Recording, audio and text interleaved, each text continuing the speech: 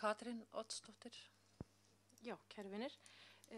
Ég tek undir með Þórhildi. Mér finnst eðlilegra að byrja á því að ákveða í hvaða hóp fólk vil skipta sér og svo út frá því hverjir eru í hvaða hóp að fólk taki þá ákvörðun hver skildi leiða hvern hóp.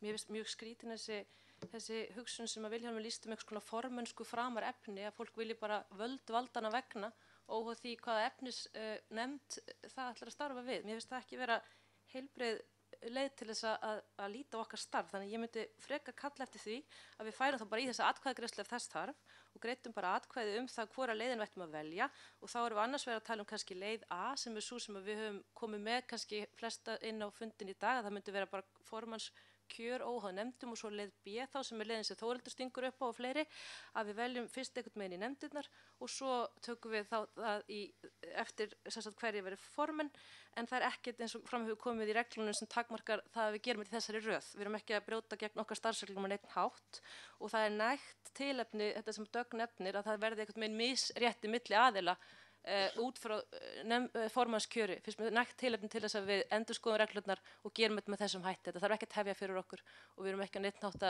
að breyta neinu, bara að gera þetta í annarri röð. Hún er eðlilegri.